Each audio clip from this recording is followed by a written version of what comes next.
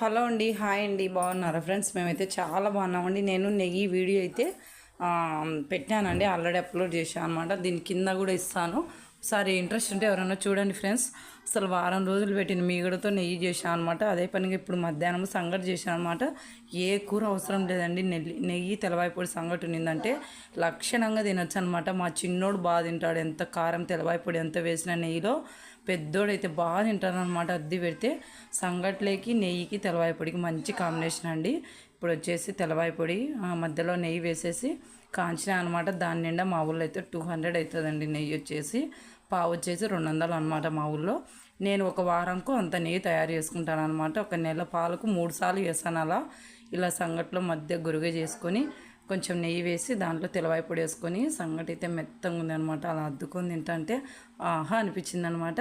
నచ్చితే లైక్ చేయండి ఫ్రెండ్స్, అలాగే సబ్స్క్రైబ్ చేసుకోండి, అలాగే షేర్ చేయండి.